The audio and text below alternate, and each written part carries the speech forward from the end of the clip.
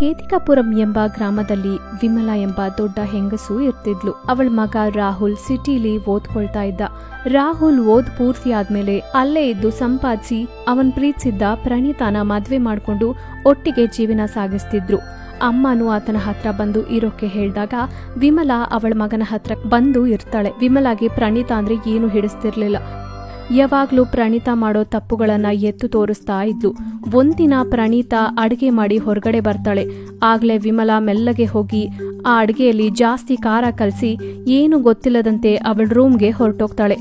ಎಲ್ರೂ ಸೇರಿ ಊಟ ಮಾಡ್ತಾ ಇದ್ದಾಗ ರಾಹುಲ್ ಒಂದು ತುತ್ತು ಇಟ್ಕೊಂಡಾಗ, ಸತ್ನೋ ಅಪ್ಪ, ಯಾರೇ ಅಡ್ಗೆ ಮಾಡಿದ್ದು? ನಾನೇ ಮಾಡಿದ್ದು ರೀ. ಅಡ್ಗೆಯಲ್ಲಿ ಯಾರಾದ್ರೂ ಇಷ್ಟು ಖಾರ ಹಾಕ್ತಾರಾ ಅಂತ ಬೈತಾನೆ ರಾಹುಲ್. ಪ್ರಣೀತಾ ಏನೂ ಮಾತಾಡದೆ ಮೌನವಾಗಿ ಇತ್ತೋಗ್ತಾಳೆ. ಮರುದಿನ ಪ್ರಣೀತಾ ಐರನ್ ಮಾಡ್ತಾ ಇರ್ತಾಳೆ. ಆಗ್ಲೇ ರಾಹುಲ್ ಪ್ರಣೀತಾನ ಕರೀತಾನೆ. ಪ್ರಣೀತಾ, ಪ್ರಣೀತಾ, ನನ್ ಪ್ರಾಜೆಕ್ಟ್ ಫೈಲ್ ಕಾಣಿಸ್ತಿಲ್ಲ, ಎಲ್ಲಿಟ್ಟಿದ್ಯಾ? ಪ್ರಣೀತಾ ಐರನ್ ಬಾಕ್ಸ್ ಆಫ್ ಮಾಡಿ ಅಲ್ಲಿಟ್ಟು ರಾಹುಲ್ ಹತ್ರಕ್ಕೆ ಹೋದ್ಲು.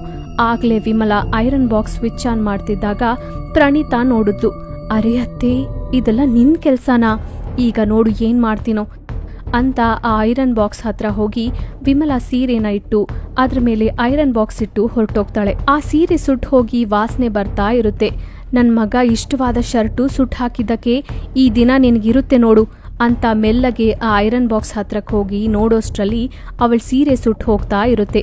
ಅಯ್ಯಯ್ಯೋ, ನನ್ ಸೀರೆ ಸುಟ್ಟು ಹೋಗ್ತಿದೆ ಅಂತ ಗಟ್ಟಿಯಾಗಿ ಕೂಗ್ತಾಳೆ. ಅವಳ ಮಾತುಗಳು ಕೇಳಿ ರಾಹುಲ್, ಪ್ರಣೀತಾ ಅಲ್ಲಿಗೆ ಬರ್ತಾರೆ.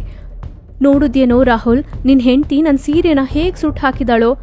ಅದೇನಮ್ಮ, ಯಾವಾಗ್ಲೂ ನಿನ್ ಬಟ್ಟೆ ನೀನೇ ಐರನ್ ಮಾಡ್ಕೊಳ್ತೀಯಲ್ವಾ? ಇದ್ರಲ್ಲಿ ಅವಳ ತಪ್ಪೇನಿದೆ? ನಿಮ್ ವಯಸ್ಸು ಜಾಸ್ತಿ ಆಗ್ತಿರೋದ್ರಿಂದ ಜೊತೆಗೆ ಹೀಗೆ ಮರ್ತ್ ಹೋಗೋದು ಸಹಜನೇ ಅತ್ತೆ. ನಾಳೆಯಿಂದ ನಿಮ್ ಬಟ್ಟೆನೂ ನಾನೇ ಐರನ್ ಮಾಡ್ತೀನಿ ಬಿಡಿ ಅಂತ ಏನು ಗೊತ್ತಿಲ್ಲದ ಹಾಗೆ ಸಮಾಧಾನ ಹೇಳಿದ್ಲು. ಮರುದಿನ ವಿಮಲಾ ಅವಳ ರೂಮಿಂದ ಹೊರಗಡೆ ಬರದೇ ಇರೋದಕ್ಕೆ, ಅದೇನು ಈ ದಿನ ನಮ್ಮತ್ತೆ ಹೊರಗಡೆನೆ ಬರ್ಲಿಲ್ಲ ಅನ್ಕೊಂಡು ಚಾಯ್ ತಗೊಂಡು ಅತ್ತೆ ರೂಮ್ಗೆ ಹೋದ್ಲು. ಅತ್ತೆ, ಅತ್ತೆ, ಏನಾಯ್ತತ್ತೆ, ಹೀಗಿದ್ದೀರಾ? ವಿಮಲಾ ಏನೂ ಸಮಾಧಾನ ಹೇಳಲಿಲ್ಲ.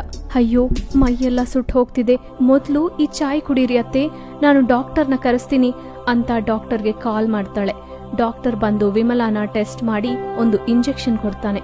ಏನು ಪರವಾಗಿಲ್ಲ, ಇದು ನಾರ್ಮಲ್ ವೈರಲ್ ಫೀವರ್, ನಾನ್ ಕೊಟ್ಟ ಟ್ಯಾಬ್ಲೆಟ್ಸ್ ಉಪಯೋಗಿಸಿದ್ರೆ ಎಲ್ಲ ಸೆಟ್ ಆಗೋಗುತ್ತೆ ಅಂತ ಹೇಳಿ ಹೊರಟೋದ. ಪ್ರಣೀತಾ ಅತ್ತೆನ ಹತ್ರ ಇದ್ದು ಅವಳ ಅಮ್ಮನ ಹಾಗೆ ನೋಡ್ಕೊಳ್ತಾಳೆ.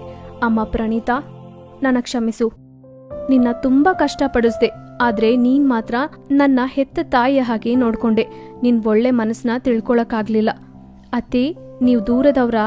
ನೀವು ಹಾಗಿರಬಾರ್ದು, ನಾವೆಲ್ಲ ಒಂದೇ ಕುಟುಂಬ, ಎಲ್ಲರೂ ಸಂತೋಷವಾಗಿರ್ಬೇಕು ಅಂತ ಹೇಳಿದ್ಲು.